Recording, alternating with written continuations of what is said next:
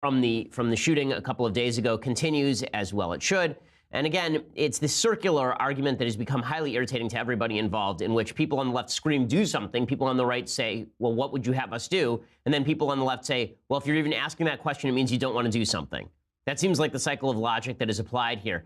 So Jimmy Kimmel, of course, is the leader in being the sort of emotional, the emotional avatar for the left. So he goes on his show last night, and he, of course, talks about the shooting and pushes hard for gun control with his usual caveats and freakouts about the NRA. Another senseless shooting, this time at a high school in Parkland, Florida, where a gunman, a former student, opened fire yesterday. Again, 17 lives have been lost. More than a dozen people are hospitalized. Tell your buddies in Congress, tell Paul Ryan and Mitch McConnell and Marco Rubio, all the family men who care so much about their communities, that what we need are laws, real laws, that do everything possible to keep assault rifles out of the hands of people who are going to shoot our kids. Go on TV and tell them to do that.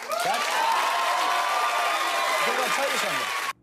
Okay, go tell people what to do and what we need laws and what are these laws going to be. And you don't. The Congress works for us. They don't work for the NRA. This is one of the things that he was pushing, the idea that the NRA was responsible. We'll get to that in a minute. Again, all of this is just designed to make you believe that Jimmy Kimmel has a plan. Jimmy Kimmel doesn't have a plan. People on the left don't have a plan. And if they do have a plan, it really is to confiscate guns. Now, the minute that you say that about people on the left, they get very upset. No, we just want reasonable gun legislation. But then they can never name what the reasonable gun legislation is, because if they were to ban assault rifles, the reality is the vast majority of killings that are done with guns in the United States are not with assault rifles. Assault rifles are responsible for less murders in the United States than hands or knives.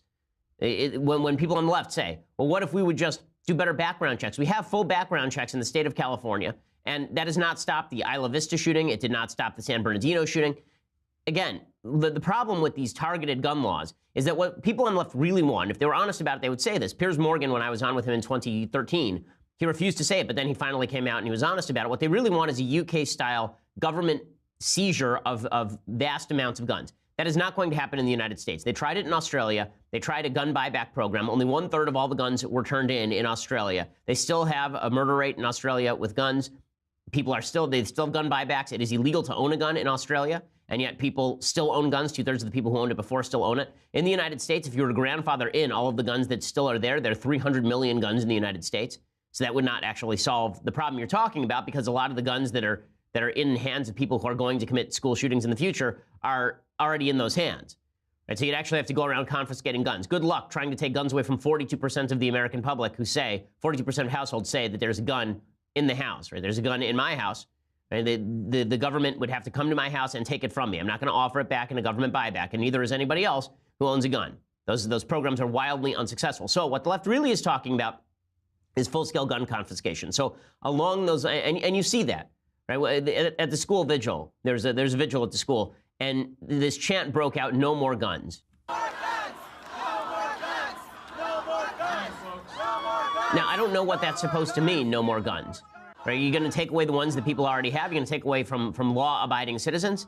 And then CNN, the rest of the media, they spend an awful lot of time bringing on victims of shootings to talk about what gun policy should be. So CNN featured a grieving mother. I'm never in favor of this, by the way. I think that it's always a mistake to have grieving people talk about policy, because I don't think that your grief is relevant to the policy considerations at issue.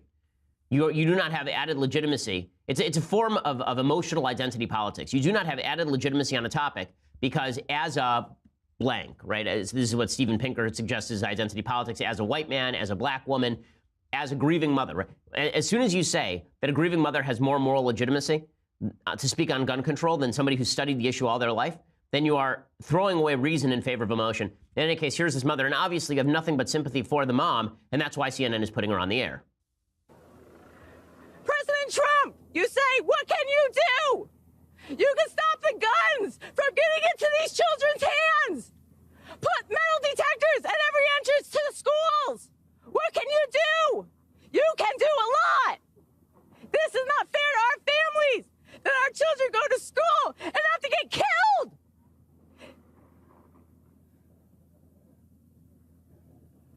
I just spent the last 2 hours putting the burial arrangements for my daughter's funeral, who's 14. President Trump, please do something.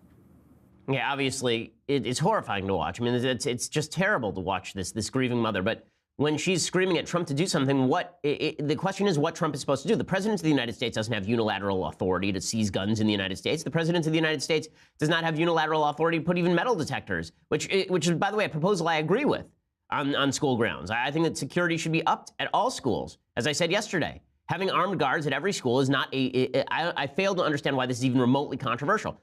But the reason that the bigger question is not about the mom. I understand where the mom is coming from. Everyone with a heart understands where the mom is coming from. The question is, why is CNN spending airtime on this? And the reason that CNN is spending airtime on this is because CNN wants to manipulate viewers into responding emotionally to an issue that actually requires thought and reason, as opposed to an issue that requires emotional response. You notice that CNN never does this, by the way, with victims of terror attacks. CNN will never go to victims of terror attacks after there is an Islamic terror attack, for example. And they won't have the victim of the terror attack's family go on TV and say, we need a travel ban. And CNN will never do that because that doesn't agree with CNN's agenda. The point here is that it's exploitative for the media to put grieving people on television simply in order to make a certain political point. It's something I object to generally. It's something I object to on a specific level. And I think that it's something that really needs to stop. And again, they were doing this with students as well. CNN put a student on TV to talk about why this is somehow on Rick Scott. Rather, it's MSNBC doing this. Well, you know, again, it's a slew of emotion. It's anger, it's fear, it's confusion, it's grief. And I've just been trying to channel those all together into some sort of mad inspiration. I'm trying to get the message out that it is important to grieve, but it's also important to make sure the bad guys feel this in the polls and to make sure everybody knows that their votes count on this. It's my astute belief that the blood of those 17 people is on Rick Scott's hands. Okay, so somehow it's not Rich Scott, it's Rick Scott. It's somehow the blood of people who died in Parkland is on Rick Scott's hands. Why is it on Rick Scott's hands when a nutcase who apparently the police were called to the house 39 times? This is the new report. The police had gone to this guy's house 39 times, and there was no involuntary commitment of this person who apparently, when he was a child, was even put in a facility for violent juveniles. Right? Obviously, the system failed here. But what that has to do with gun control is a little bit beyond me. Now, folks on the left, if they're really honest, they will say what they really mean. What they really mean is they want to confiscate all the guns.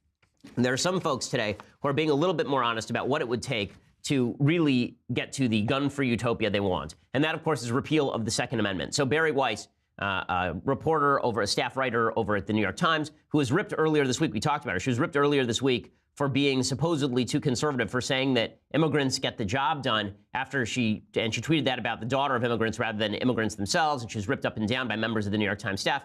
Well, she tweeted out repeal the Second Amendment, and then she tweeted out a column that was written by Bret Stephens a year ago, in October of 2017, or a few months ago in October 2017, after the Las Vegas shooting, I believe.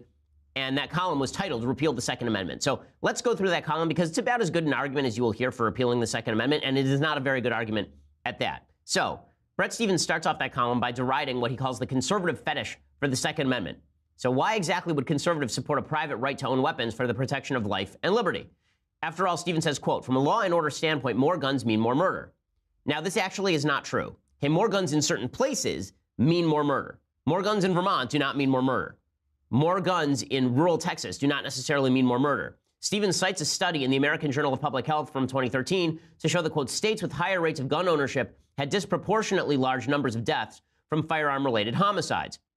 But there's only one problem with the study. This examines the statistics on a state level, which doesn't make any sense, given that virtually all murder in the United States takes place not in rural areas of states, but in the big cities. And in those big cities, there are very harsh gun laws. In the big cities, that's where nearly all murder in the United States takes place, in big cities. So there's very little link, actually, between state law and state homicide rate, as Eugene Volokh of the Washington Post pointed out. Beyond that, that same study that he's citing that says that states with higher rates of gun ownership had disproportionately large numbers of deaths from firearm-related homicide, there's one problem with the study. The single largest variable when it comes to murder rate is not actually gun ownership in these various states. The single largest rate, which the study tries to bury, the single largest problem is that the highest correlation is between the number of black people in a particular state and the number of homicides. This is not a racist point. Okay, people are not murdering other people because they are black. That's obviously a stupid notion. But if you're going to look at what is statistically relevant, and you're going to look at factors that are statistically relevant, the number of black people in a state are more statistically relevant than the number of guns in a state. Right? This is according to the study. Quote, for each one standard deviation increase in proportion of household gun ownership, firearm homicide rate increased by 12.9%. For each one standard deviation increase in proportion of black population, firearm homicide rate increased by 82.8%. The study tried to bury that data by not showing it in the actual text of the study. So if you love that study so much, then you should recognize that there are variables that have significantly more impact than gun ownership rate. And that has to do, and we can talk about why there's a higher homicide rate in the black community than there is in the white community. A lot of it has to do with under-policing the black community that has been a matter of systemic discrimination since the 1800s, where white communities basically said to black communities, fend for yourselves, and that's been inculcated in particular areas of the culture.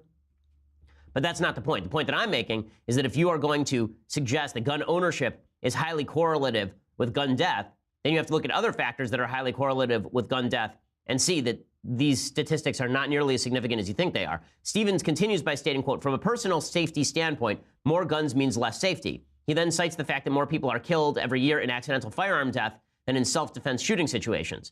But that's not a proper statistic either, because the times that people use a gun in self-defense far exceed the number of times you actually shoot somebody to death in self-defense. The goal of having a gun in your home is so that you can pull it out. I mean, I know there's a woman around the corner, and she was at home, and there's a guy who tried to break into her house. She went and got the shotgun from the back room. Well, rather, she screamed. The guy ran away. The police came. They told her, what you should do next time that happens is, do you have a gun in the house? She said, yes. They said, go get your pump-action shotgun and then cock the shotgun, right? Give it do that near the door, and the guy will run. You won't have a problem. Now, that would not show up in any of the statistics that are being measured by the CDC. It would not show up as a use of a gun in self-defense because you didn't actually point it at somebody, you didn't actually shoot somebody, you didn't actually wound somebody. But this sort of stuff happens all the time. And there's a widely varying set of statistics on how often people use guns in self-defense this way. According to the National Self-Defense Survey extrapolations, people use firearms in self-defense millions of times a year. That may be too high. Brian Doherty at Reason has an exhaustive analysis of whether it's hundreds of thousands of times a year or millions of times a year, but it's certainly not 268 justifiable homicide by firearms. Right? That is not the full measure of the number of times people actually use guns in self-defense in the United States. So Stephen then moves on to deriding the philosophy of gun ownership. He says that the idea that we can protect liberty by having guns in the United States, that we can protect from foreign threat by having guns in the United States is a quaint idea. Well, I wonder if it's such a quaint idea after Afghanistan, after Vietnam. The fact is that small arms gun ownership and guerrilla warfare have been successful at thwarting some of the greatest powers in the history of humanity. The United States in Afghanistan and Vietnam, and the Russians in Afghanistan, for example. Those have been thwarted by IEDs and small guns. Right? These are not being thwarted by necessarily top-level military weaponry. Finally, he goes on and he says that the idea that an armed citizenry is the ultimate check on the ambitions and encroachment of government power is silly. And then he says, well, look at the Whiskey Rebellion. That wasn't a government check on a check on government power, except that it sort of was. The Whiskey Rebellion, which happened in the late 1790s, it was directed at an internal whiskey tax placed by the federal government. There were a bunch of people who grew corn for whiskey, and they were very upset that the whiskey tax was affecting them, and there was an armed revolt, and it was put down with violence. A couple of people were hung in it.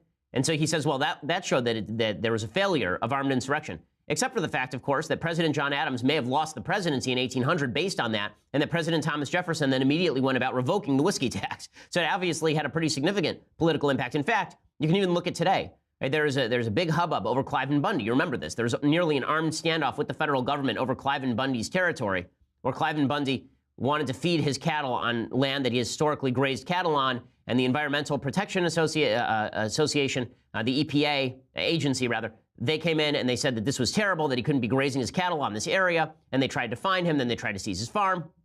And Cliven Bundy refused to go along with the arrest, and a bunch of people showed up and refused to go along with the arrest as well. Well, there was just a jury nullification that happened, and Cliven Bundy went free. The Bundy family went free. And now there's been a major political push in the United States to get the EPA out of the business of regulating so much land. So, yes, armed insurrection is not always worthwhile. Sometimes it's terrible. The Civil War was a terrible, terrible thing. But the idea that having lots of people with guns does not somehow check the ambitions of the federal government is obviously nonsensical. The reason that we're not really talking in serious terms about full-scale gun confiscation is because you try that crap in Texas, it ain't going to go well. Stevens then turns to the active shooter phenomenon. He says that such situations are extremely rare in the rest of the world, which is true. It is also true that they are extremely rare here in the United States as well. So John Lott's website, the Crime Prevention Research Center, he goes through the annual death rate from mass public shootings, comparing the European countries to U.S. and Canada, and he did it on a per capita basis. So one of the things that happens is that the United States is compared to Britain, for example. You say, oh, there are lots more shootings here than there are in Britain. Right, we're a much larger country than Britain.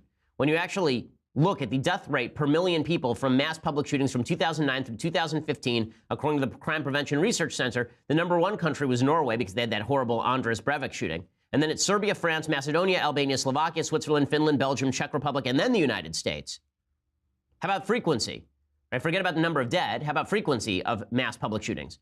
So if you look at the frequency of mass public shootings from January 2009 to December 2015 per million people, in order, it's Macedonia, Albania, Serbia, Switzerland, Norway, Slovakia, Finland, Belgium, Austria, Czech Republic, France, and then the United States.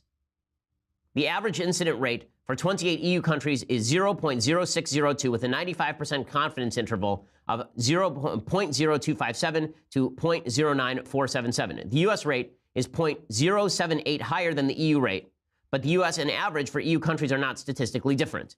In other words, we're having about the same number of mass shootings as are happening in other countries, and we have significantly more guns. So this idea that everything lines up is just not statistically correct.